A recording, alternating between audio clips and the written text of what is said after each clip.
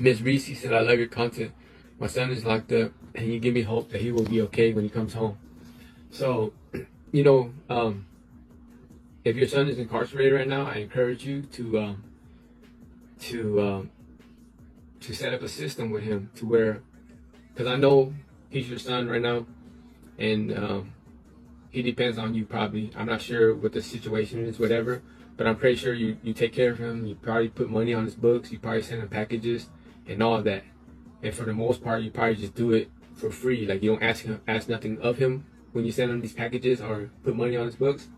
But mama, I ask that you start telling your son, like, if you want me to send you these packages and you want me to put money on your books so you go to the store, I want you to start sending me certificates of you going to groups, or proof of you going to groups, or I'm gonna buy you these books and I want you to send me book reports.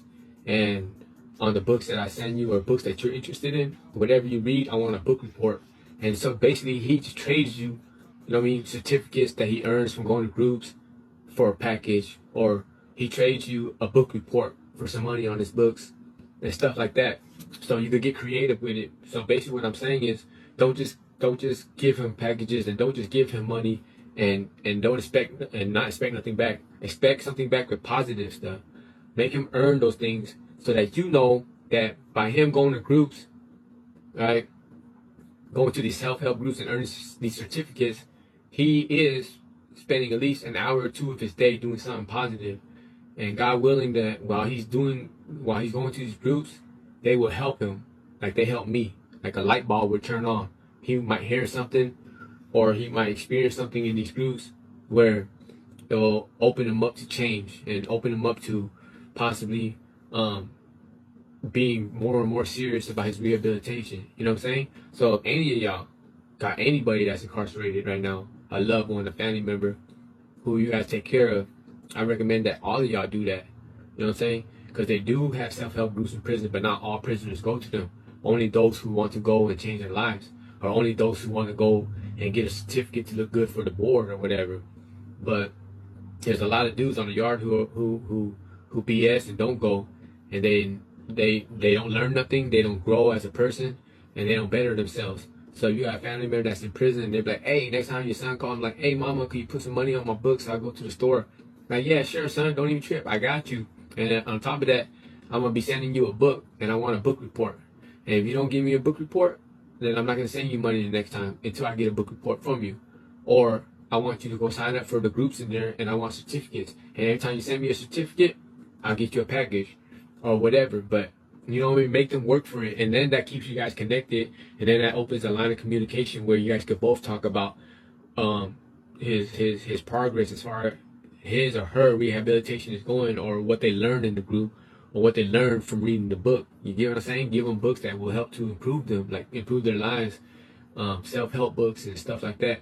So you'll know, like, in order for this dude to give me a legit book report, he had to read this book.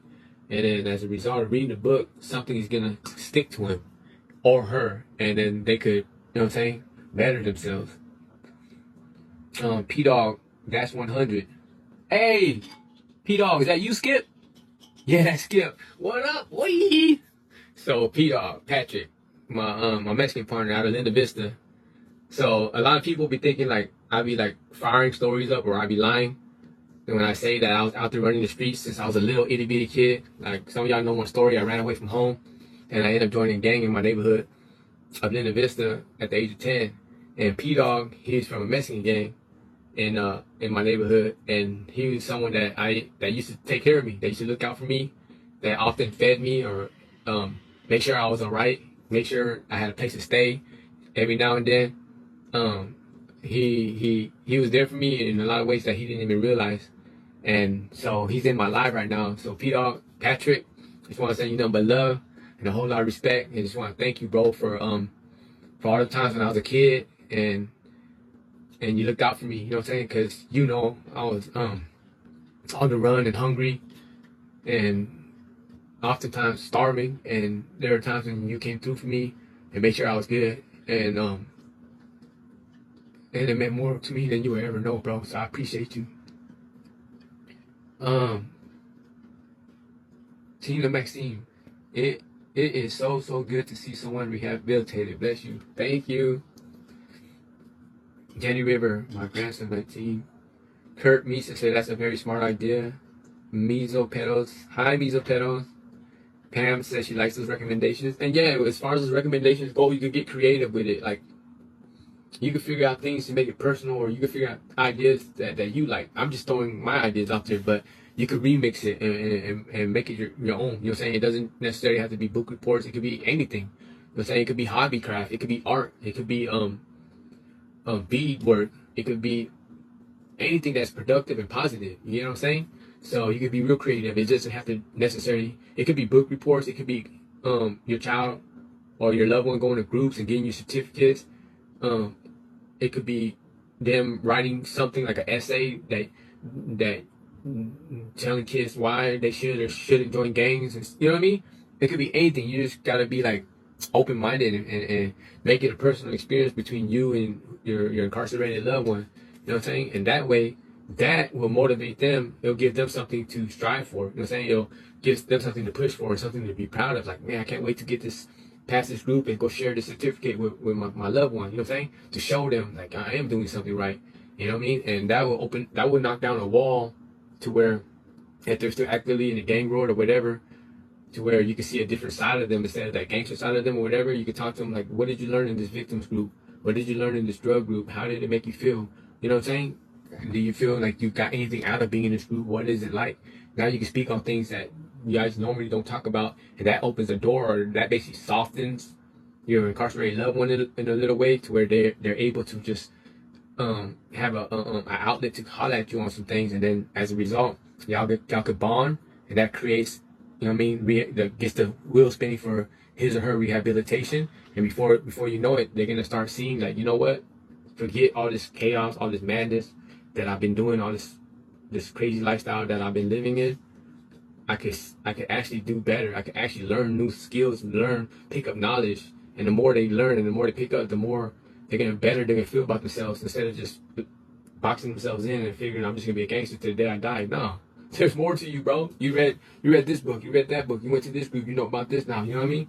And that's how I was able to like get my change going. Like me and my family, we didn't have that set up, but when I reflect on it, I wish that we had something like that set up. But it was me really wanting to change, so I went to these groups and I read these books and I did what I had to do. You know what I'm saying? And as a result of going to these groups and all that, I really learned some things. I really learned about myself and my warped beliefs and my criminality and all the things that I believed in and what I was doing. I came to understand the impact I was having on my victims. Like, prior to going to these groups, I had no remorse in my heart. I had no sorrow.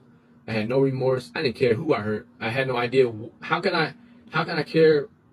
How can I have remorse or care about what I did to my victims when I had no idea what I did to them? I mean, I know I did something to them, but I didn't understand in depth what I did to them until I started going to these groups.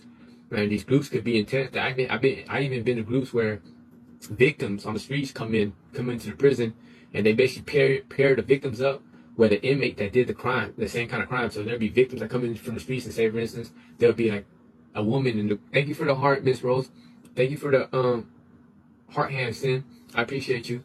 So there'll be like a woman who was a victim of a carjacking, right? And then they'll, in the sea of inmates that's in the group, thank you for the roses, Charlie girl. They're like, is anybody in here locked up for carjacking? And someone will raise their hand like, I am. So they'll pair the inmate that's locked up for carjacking up with a person that's been victimized by a carjacker before, and they have them sit down together. They pair them up. Then there'll be another one, a mom that lost her son to gang violence. Has anybody in here killed their rival enemy or gang member before for murder? Yes. So they pair them up. You get what I'm saying? So, and then when you sit across from someone that has been victimized in the same manner that you've done it, then you understand what they went through. Then you see an actual person in front of you, and then you get back in touch with your humanity. And then you get to the point where you're like after I know this, I would never do that again. You know what I'm saying? Since I've been out, like in my old life, I got money illegally. That's the way I survived. Like all I did was hustle, grind, and get money however I could. You know what I'm saying? And then it was a lot of money. It's good money, but it was illegal money. You know what I'm saying? But now in this life, I don't make nothing close to what I did illegally in my old life. Like this life, I work a whole month and make like $1,000 or something like that. And in my old life, I blow $1,000 in a second. You know what I'm saying? But in this new life, since I've been out of prison, and I deal with a lot of bills, I deal with a lot of debt, I deal with a lot of financial issues, but even in the midst of all that and all the pressure, I still refuse to go back to committing crimes because I know now what I've done to my victims, and I know now if I do go commit another crime, what I will do to when I victimize somebody else, and I refuse to. I refuse to ever do that ever again, and that happened as a result of me going to a self-help group in prison, and I learned the impact that I have on my victims. So if that's not rehabilitation, I don't know what is. It completely changed my heart to where I have remorse now in my heart, and I have sorrow, and I have compassion for others, and that runs so deeply that even if I was homeless, broke on the streets, whatever, I refuse to go and do another robbery, or I refuse to go and victimize somebody for some money. I can't, because when you know better, you do better.